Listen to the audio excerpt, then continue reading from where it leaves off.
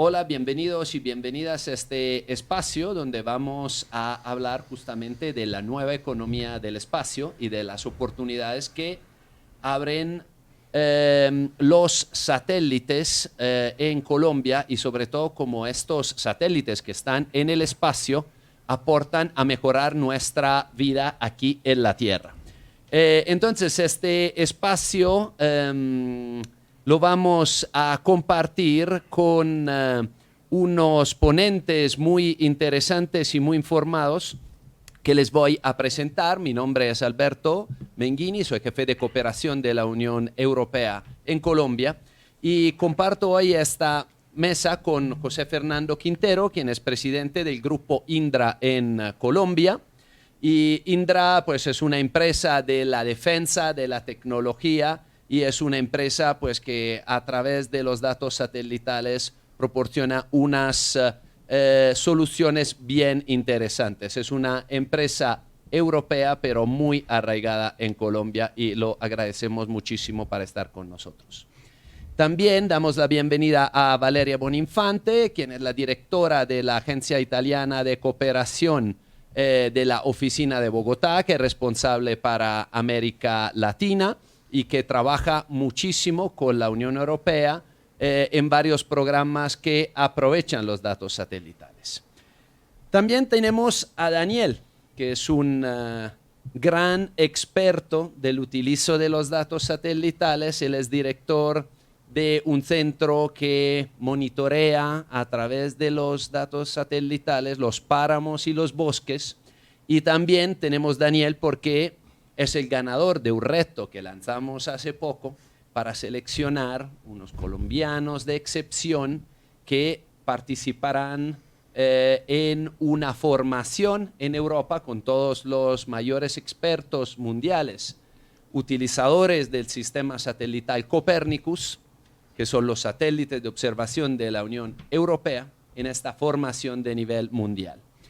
Y también tenemos Natalia Gutiérrez Caramillo, quien es la presidenta de Acolgen, y que en todo esto el sector de la generación eléctrica es un sector que utiliza y podría utilizar más los datos satelitales, sobre todo en un momento tan importante como esto, donde estamos esperando un fenómeno del Niño muy fuerte y todos estamos muy preocupados del efecto que eso va a tener sobre Colombia, sobre, entre otras cosas, la capacidad de generación eléctrica, y entonces también cómo esto impacta en la disponibilidad y en el precio de la energía.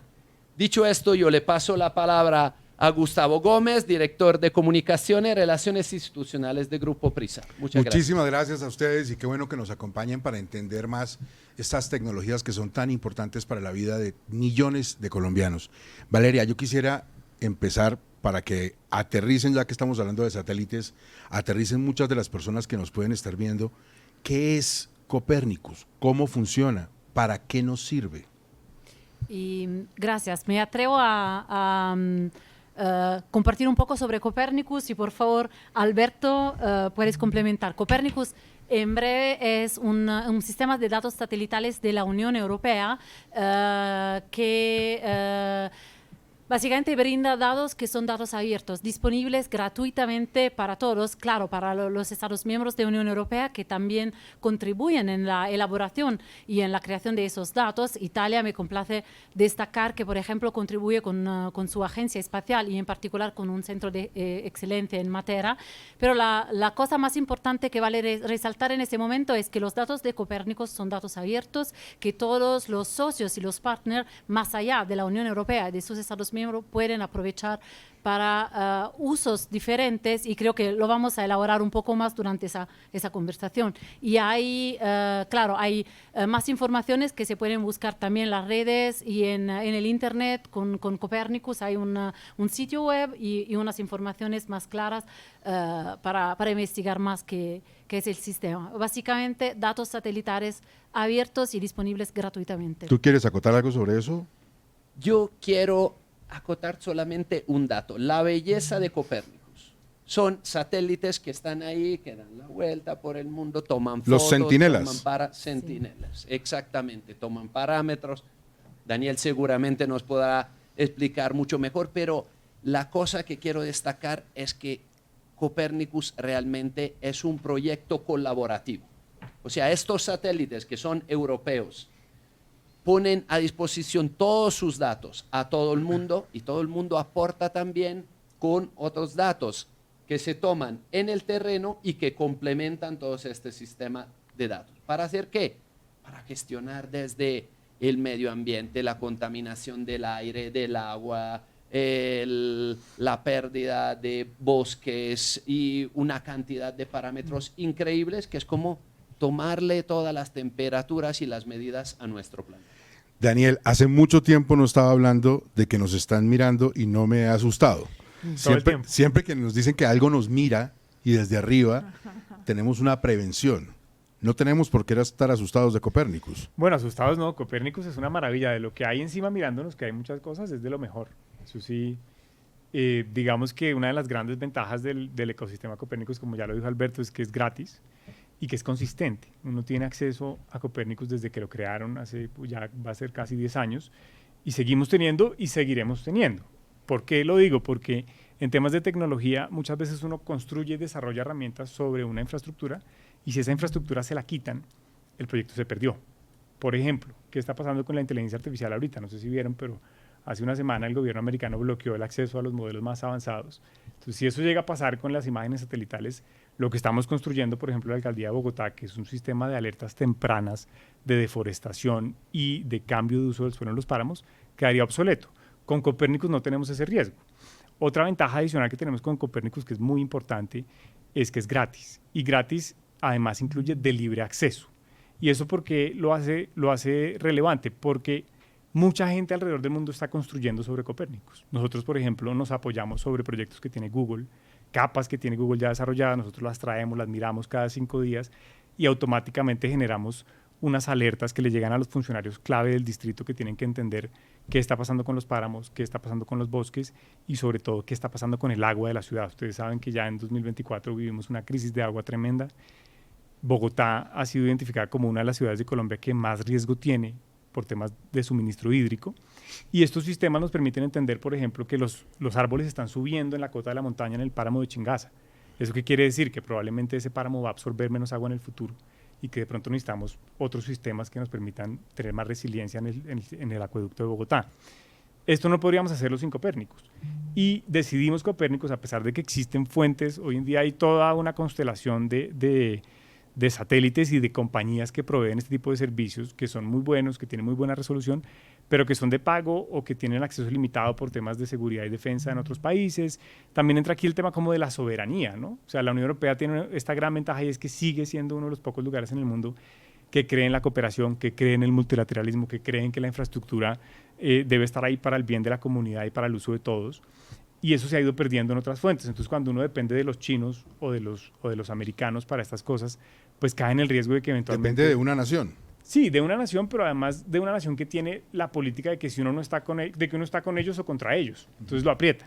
Con la Unión Europea esto es más fácil porque ellos son mucho más consistentes. Claro. Entonces, pues para resumirles un poco lo que hacemos es vigilamos los bosques, vigilamos los páramos y ahora estamos usando incluso una cosa que tiene Sentinel que no mucha gente conoce y es que tiene unas bandas de radar. Ellos botan un radar cada 5 días que rebota en el territorio y le permite a uno ver qué está pasando en términos del relieve de lo que hay ahí abajo. Y lo estamos usando para identificar cómo está creciendo la ciudad y hacia dónde está creciendo la ciudad. Para saber, por ejemplo, si alguien está tumbando el bosque de manera ilegal, irregular, si estaban apareciendo construcciones, barrios. Entonces, hacerlo en tiempo real tiene un gran valor porque de otra forma, si uno deja que pase el tiempo y ya existe un barrio, es muy difícil actuar. José Fernando, esto tiene mucho que ver con lo público, con un servicio público, pero no está de más que también la empresa privada y los negocios tengan que ver con este tipo de información. ¿Cómo esa información de sistemas como Copernicus se traducen en un beneficio no solamente para la sociedad en materia de datos, sino cómo se puede monetizar en beneficio también de la sociedad? Sí, Gustavo, realmente la economía espacial, más allá de ser una infraestructura tecnológica, Es una infraestructura totalmente estratégica para cada una de las ciudades, las regiones y los países. Y tal como lo decía Daniel, hablar de soberanía digital es muy importante, entendiendo de que también la parte pública y privada tenemos mucho que hacer allí. Porque desarrollar contenidos para ser trabajados detrás de la observabilidad de la Tierra, que es uno de los atributos importantes de plataformas como Copérnicus, generan efectos muy positivos en la economía digital de las naciones. Y por lo tanto, esa filosofía que la Unión Europea, dentro del marco colaborativo, como lo explicaba Alberto, es un tema que genera de alguna manera una atracción muy interesante para que muchas más compañías, inclusive las startups tecnológicas, puedan acceder a información y generar aplicaciones en cada uno de los ecosistemas o en cada una de las economías digitales de cada uno de los países. Agricultura de precisión, planeación urbana, modelos de toma de decisiones de datos en modelos de riesgo, llámense ambientales o inclusive geográficos, son temas reales que ya hoy sobre Copérnico se puede hacer y que muchas compañías tecnológicas privadas estamos viéndonos beneficiados en cada uno de los ejercicios, sobre todo para entregar servicios ciudadanos de alto contenido y valor, y estos servicios digitales en un modelo de seguridad de información de clase mundial.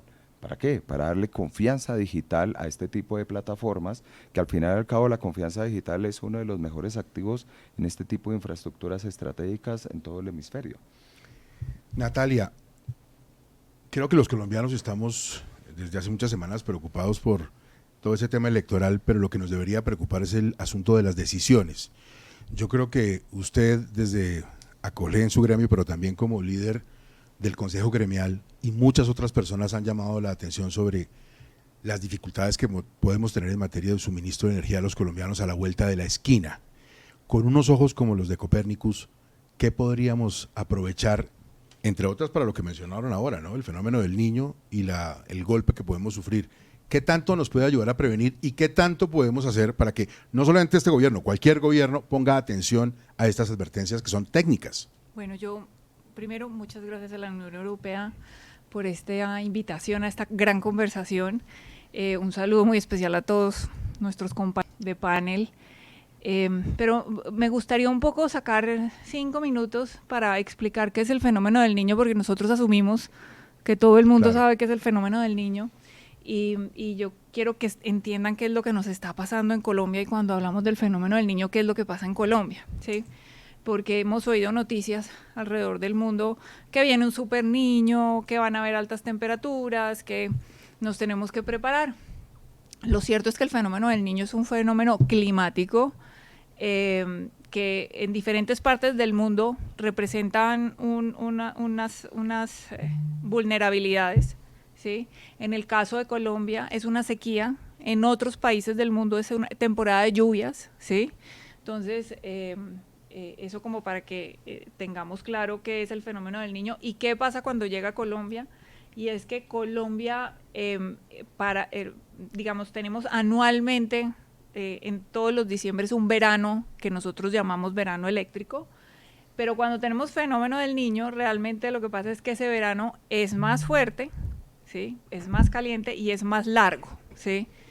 Y Colombia ya se apagó hace 30 años, ya probamos, digamos, que teníamos que estar preparados para los fenómenos del Niño y los periodos de sequía extrema, y diseñó un sistema que, palabras más, palabras menos, hoy funciona termohidráulico, ¿sí? Entonces hoy generamos con energía térmica, energía hidráulica en su mayoría. Ha entrado un montón de energía solar, bienvenida a la energía solar, poca energía eólica por diferentes dificultades, pero lo cierto es que podemos este año ya enfrentar una posibilidad de desabastecimiento de energía porque no se han hecho las inversiones que se debieron haber hecho en los últimos años. Estamos hablando de 4.000 megas de energía aproximadamente que no han entrado en el sistema y que, atando un poco la conversación a este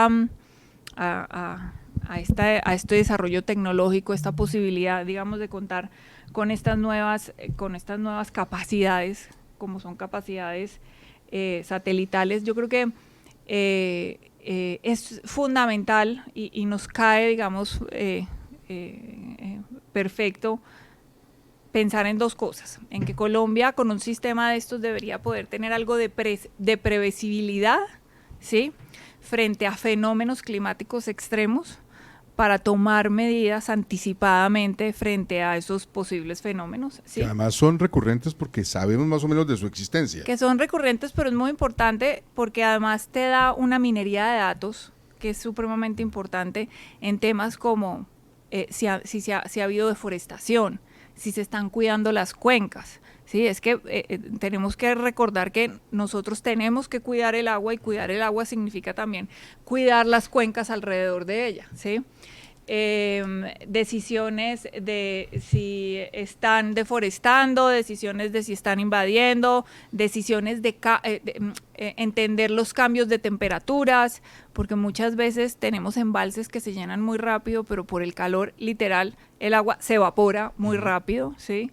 Y yo creo que todos estos datos a nivel satelital pues van a enriquecer definitivamente la toma de decisiones, no solo para la seguridad energética de un país como Colombia, sino para también procesos de transición energética, porque si yo quiero, por ejemplo, lanzar una campaña de política pública como país de que quiero incentivar la energía solar, quiero incentivar la energía eólica, yo tengo que tener por lo menos mediciones importantes de vientos, mediciones importantes de radiación, ¿sí?, que permitan que los esfuerzos sean focalizados de manera correcta en los lugares correctos y pueda uno diseñar política pública frente a ese tema. Lo mismo, por ejemplo, con las líneas de transmisión, ¿sí?, que en Colombia también estamos llegando a un punto de congestión de todas estas líneas, tanto de transmisión como de distribución, y yo creo que todos estos análisis y estas herramientas le pueden permitir a un país tomar mejores decisiones de planeación en el largo plazo. Valeria, precisamente sobre eso, en la experiencia desde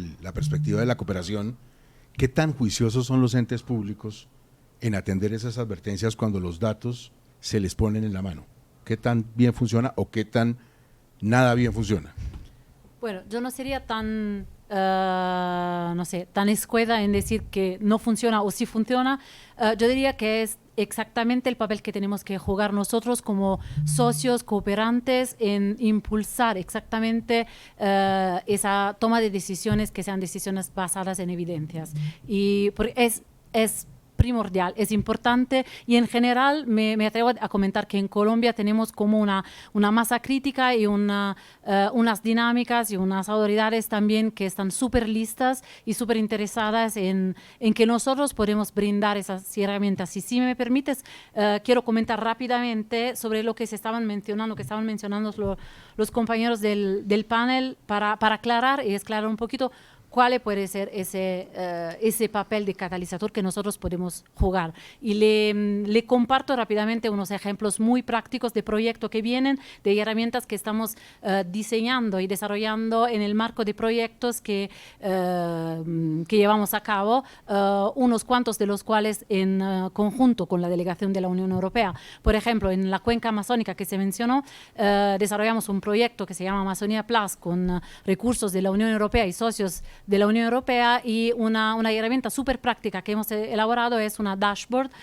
un software básicamente que hemos entregado a la organización regional al Observatorio Regional de la Amazonía, y que nos permite permite en general de hacer como un mapeo de todas las brigadas de bomberos, porque el proyecto tiene un enfoque en la lucha contra la deforestación y en el cuidado de los recursos naturales y el manejo integral del fuego. Y esa herramienta permite en ese momento de hacer un mapeo de todas las brigadas, pero también registra como las quemas prescritas y registra, gracias a los datos satelitales, todos los cambios que vienen que se registran en los territorios. Lo que ya estamos haciendo es fortalecer la coordinación fronteriza, por ejemplo, en el sentido que si pasa algo, si hay un incendio catastrófico, gracias a esa herramienta se puede movilizar rápidamente la brigada más cercana, a pesar que sea en Perú, en Brasil o en otros países de la cuenca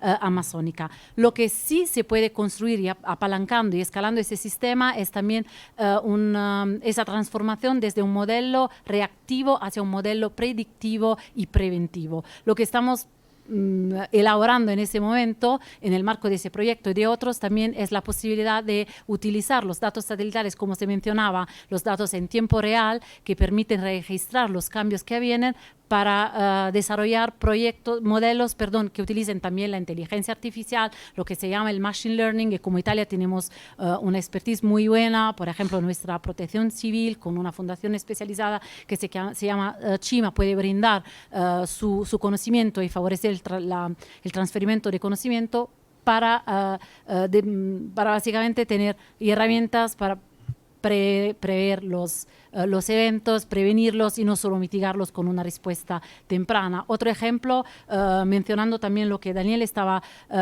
diciendo sobre la posibilidad de utilizar los datos satelitares como evidencia forense en temas siempre de deforestación y de lucha contra los crímenes ambientales. En otro proyecto que desarrollamos justo con la delegación de la Unión Europea en Colombia, que se llama Somos Bosques, estamos utilizando esos datos para soportar la Fiscalía y la Unidad contra los Crímenes Ambientales en tener evidencia.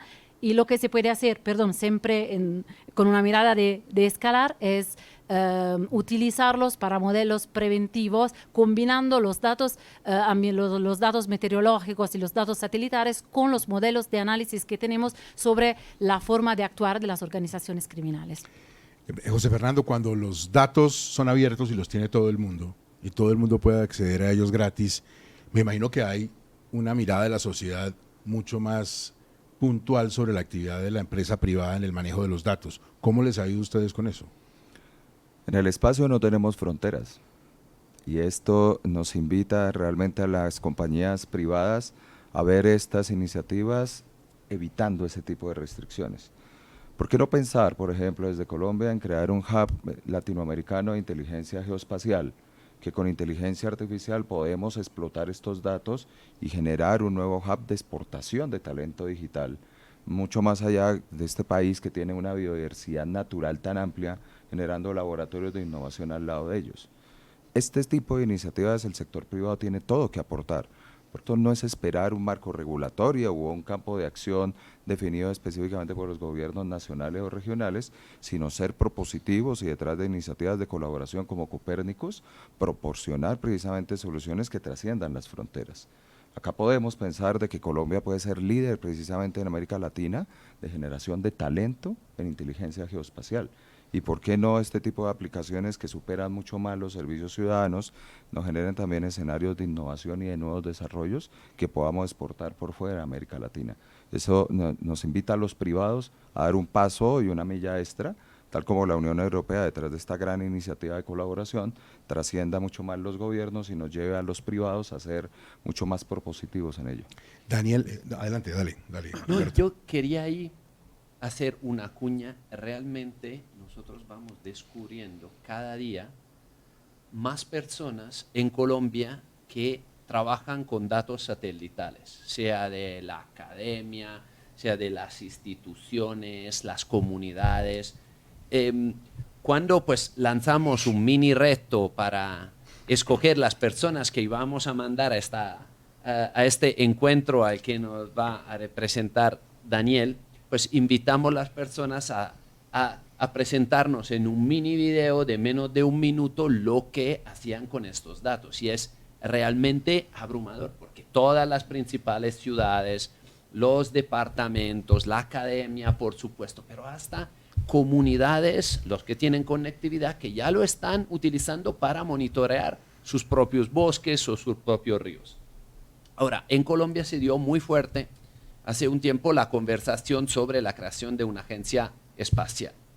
Ahora, nosotros lo que estamos viendo es que talento hay muchísimo y más se va construyendo.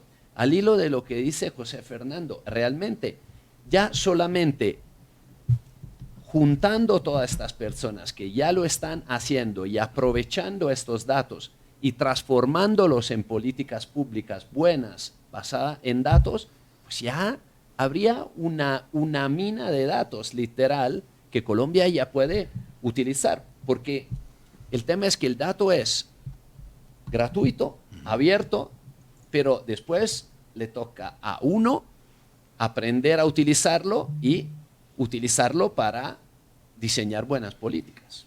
A ver, Daniel, que es el empleado del mes del panel, porque chacho de esta vaina. No, yo quería unir un poco lo que venían diciendo Valeria y José Fernando y también con lo que dijo Alberto, y es gratis, es abierto y es libre, pero por ejemplo el tema de procesamiento es costoso. O sea, uno tiene que bajar el dato, usarlo, montar el modelo, que eso, digamos, corra de manera recurrente, y eso cuesta dinero. Entonces ahí también se necesita un poco de recursos. Con respecto a lo que decía José Fernando del hub, Copernicus tiene un centro, un hub en Chile, en Santiago de Chile, y es un centro que se dedica a coger toda esta información geoespacial y adaptarla al contexto latinoamericano, que no es menor, porque digamos nosotros analizamos el páramo.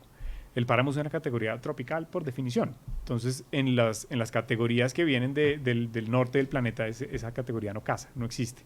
Allá le dicen matorrales, le dicen arbustos. Nosotros estamos un poco en el trabajo de decir, bueno, es arbusto, pero si es en montaña, si es con agua, si tiene ciertas características, entonces es páramo.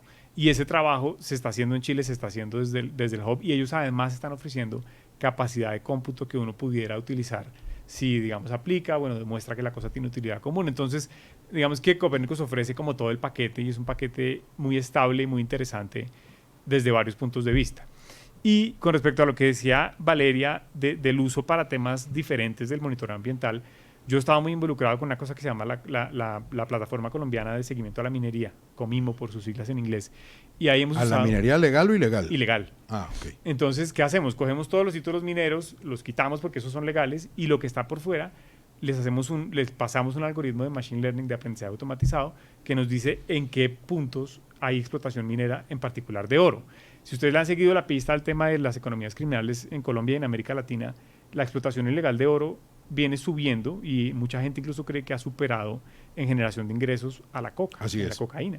Entonces es el nuevo tema, y es un tema al que muy poca gente le tiene el ojo puesto, y donde no existen unas grandes metodologías de seguimiento. Nosotros hemos tratado de trabajar en eso, y estos insumos libres son muy importantes. Ahí nos ocurrió, por ejemplo, que nosotros usábamos las imágenes de una empresa que se llama Planet, que tenía un convenio con Noruega y que ofrecía imágenes gratis, ofreció durante 5 años. Montamos el modelo con base en esas imágenes, y hace poco restringieron el acceso, y ahora hay que pagar $200 mensuales, que puede no sonar mucho, pero a veces es muy difícil conseguirlo. Claro. Para que una empresa, por ejemplo, una entidad pública pague $200, tiene que haber una licitación, o tiene que poner una tarjeta de crédito. Las entidades públicas no tienen tarjetas de crédito. Entonces se vuelve un problema que no tanto es monetario, sino ya logístico. Cuando uno trabaja con Copernicus y estamos pensando en pasar todo ese modelo a Copernicus, pues tiene la ventaja de que esas barreras de entrada no existen. Natalia, ¿al empresariado le sirven estos datos? ¿Se acerca? ¿Los aprovecha en un país como Colombia? Yo creo que es totalmente estratégico, ¿sí? Porque es que es información fundamental para inversionistas, para reguladores, para los que hacen la política pública. Miren, les voy a contar una anécdota. Con esto del fenómeno del Niño, tuve una reunión hace un par de semanas con los alcaldes de las ciudades capitales, ¿sí? Y los alcaldes, digamos, los de las principales ciudades, pues son muy juiciosos porque tienen muchos más recursos, claro. ¿Sí? Pero vamos a ver entidades como, por ejemplo, el IDEAM. Todos estamos ahorita pendientes del IDEAM por el tema de las lluvias, por el tema del agua de Bogotá, por el tema del fenómeno del Niño. Y uno va y mira una entidad de la que uno esperaría que debería tener un montón de información para poder tomar decisiones. Y es que no conoce primero, no conoce el acceso que puede tener a este tipo de tecnología. Increíble. Y tampoco tiene cómo procesarla, lo que tú decías, no tiene el know-how de cómo procesarla, que yo creo que eso es un reto gigantesco. Los privados podemos invertir en eso, las empresas podemos invertir en eso, pero yo creo que hay un reto de lo público en que haya el siguiente paso, la siguiente milla de esto es poder procesar la información, diseñar los algoritmos que funcionen para poder usar esa información y particularmente yo sufrí el mundo de la minería, yo soy minera de corazón y ese es un gran problema que ojalá eso pueda avanzar porque una tecnología como esta por capas sobre el catastro minero colombiano nos resuelve un montón de dificultades, no solo de minería ilegal, sino de dónde se puede hacer minería, dónde acordamos todos los colombianos, dónde decidimos que hay páramo, no hay páramo, que hay que cuidar unas reservas, sí, un montón de decisiones que se tienen que tomar importantes como país para darle además seguridad a los inversionistas. Es que los inversionistas hacen apuestas de largo plazo cuando las reglas de juego son claras. Entonces, por ejemplo, y yo les pongo un ejemplo que me pasó a mí, ¿sí? Yo estaba de viceministra de Minas y habían entregado un montón de títulos mineros y hubo unos títulos mineros que desafortunadamente se entregaron en páramos, ¿sí? O en líneas con páramos, ¿sí? Entonces, cuando un gobierno entra a corregir lo que pasó en otro gobierno o se hizo sin suficiente información, ¿sí? Ya estamos en un problema jurídico terrible, y es que nosotros como país entregamos unos derechos que no podemos decir de un día para otro, es que pintamos la línea del páramo diferente, entonces tú ya perdiste tu derecho. Y tu inversión. Y tu todo. inversión. Entonces, yo creo que toda esta gestión de información se hace crítica, sobre todo también para poder generar política pública a largo plazo que dé tranquilidad para hacer inversiones. Bueno, un minuto para cada uno, un minuto 20, con una reflexión final sobre este tema. A ver, José Fernando. Definitivamente todos los sectores son impactados por nuevas tecnologías como la economía digital espacial. Y esto es importante entenderlo, de que es una herramienta adicional que sistemas o capacidades desplegadas como Copérnicos debemos aprovechar mucho más en América Latina. Debemos ir las empresas a por esos datos, a procesarlos, a generar modelos financieros sostenibles en el tiempo, para invitar a que lleguen mucho más inversionistas precisamente a estas geografías, para crecer mucho más, para precisamente proponer soluciones de total calado para el tema energético, para el tema ambiental, para el tema de los servicios digitales ciudadanos, pero sobre todo en un modelo que sea sostenible bajo un tema de reglas de juego, como le decía Natalia, que los mismos estados, los gobiernos nacionales entreguen un modelo jurídico a largo plazo con tranquilidad. Y ojo con un tema, la regulación en el manejo de los datos y de la inteligencia artificial se tiene que poner al día para el tema de todo lo que es la tecnología espacial. Hoy carecemos de muchas partes de esta regulación, pero estamos a tiempo y lo podemos trabajar, y desde el privado también es importante promover líneas de actuación también para los gobiernos. José Fernando, gracias. Valeria.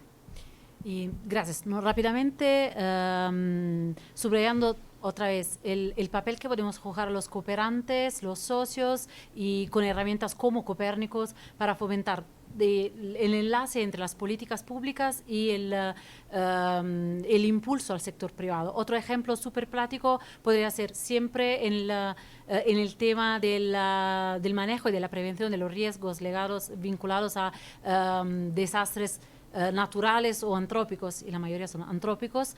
Por ejemplo, la mirada y la utilización de los datos satelitales y meteorológicos para hacer otra vez modelos previsionales de intervención, en el sentido, por ejemplo, y con un enlace a la planificación urbana para reducir los riesgos de las poblaciones y las comunidades que están más impactadas, y para hacer modelos, para desarrollar modelos de previsión, y también para analizar las pérdidas, y con un enlace en términos del sector privado, por ejemplo, con un fortalecimiento del ámbito financiero y de los seguros. Nosotros, por ejemplo, como Cooperación Italiana, es un tema que trabajamos bastante, de utilizar esos modelos para mitigar los riesgos y también para analizar cuáles son las áreas más a riesgo, más impactadas, y cuáles podrían ser las pérdidas para los campesinos, los productores,